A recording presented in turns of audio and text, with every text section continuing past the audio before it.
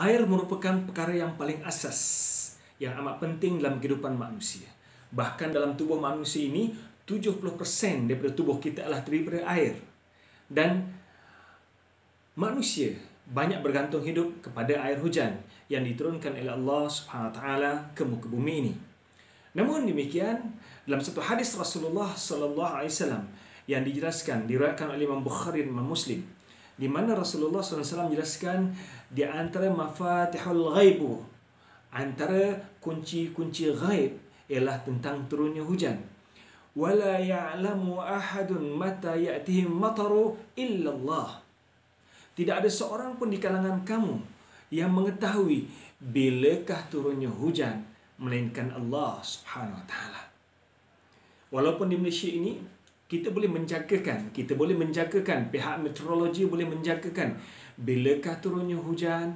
Namun demikian, pada hakikatnya ada waktu-waktu tertentu yang kita tidak mengetahui langsung bilakah ia akan berlaku. Jangkaan ramalan kaji cuaca boleh menjangkakan dan tidak semestinya betul. Sebab itulah kalau kita perhatikan dalam hadis Rasulullah sallallahu alaihi wasallam yang dijelaskan oleh Imam Bukhari dan Muslim ini, di antara mafatihul ghaib, wala ya'lamu mata ya'til mataru ahadun illallah. Tidak ada seorang pun di kalangan kamu yang mengetahui bilakah turunnya hujan melainkan Allah SWT. Walaupun di zaman moden ini kita mampu untuk membuat hujan buatan, sama ada apabila negara kita ini berlakunya kemarau berpanjangan, ataupun jangka masa yang agak panjang tak turun hujan dan negara dilanda jerebu. Untuk menghilangkan jerebu, biasanya hujan buatan akan dilakukan. Hujan buatan ini dilakukan dengan menyemburkan bahan kimia, garam, natrium klorida ke angkasa.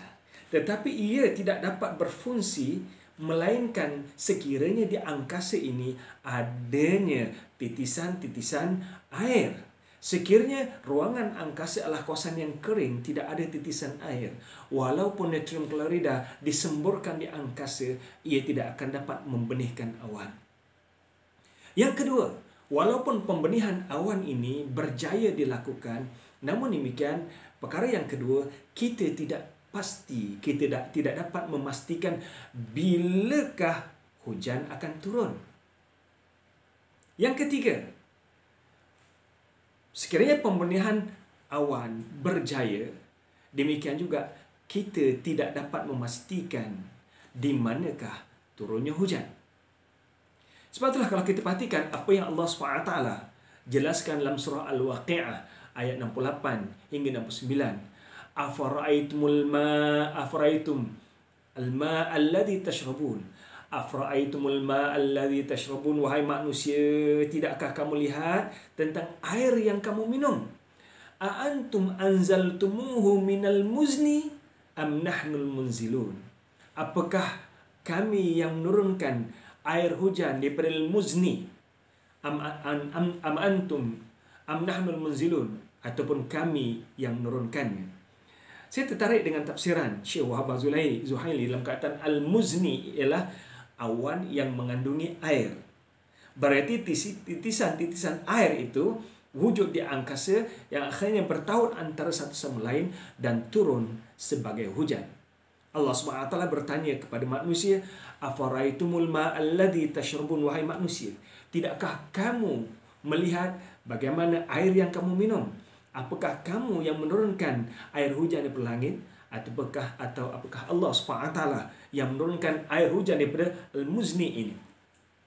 So, kejayaan teknologi yang ada sekarang untuk melakukan pembenihan awan dan banyak mencapai kejayaan, semuanya berlaku dengan syarat yang pertama, setelah natrium klorida yang disemburkan itu di kawasan yang mengandungi titisan air.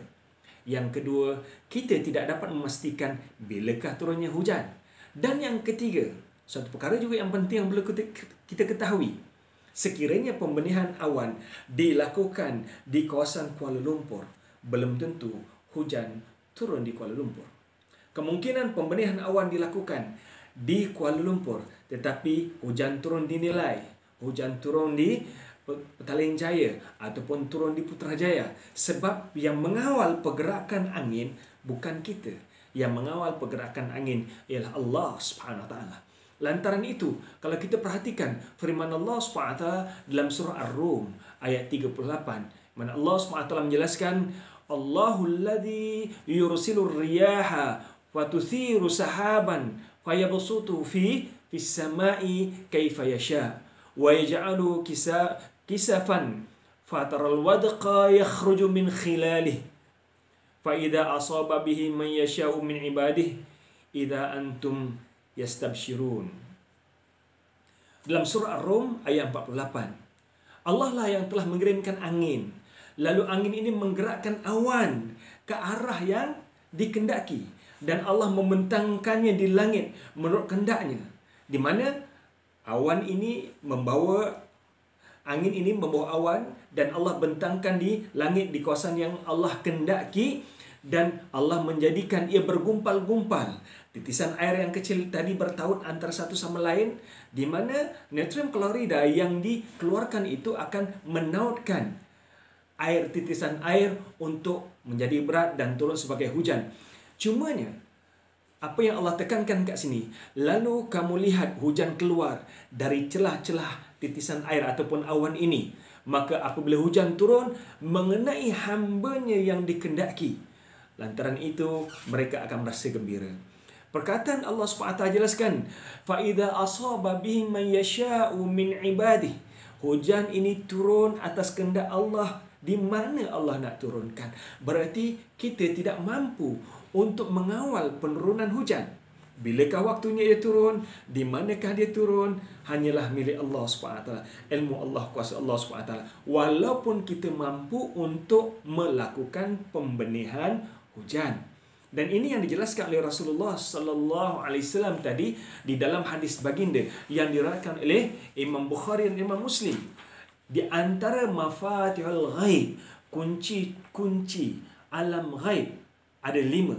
Salah satunya Rasulullah sallallahu alaihi wasallam menjelaskan, wala ya'lamu nafsun,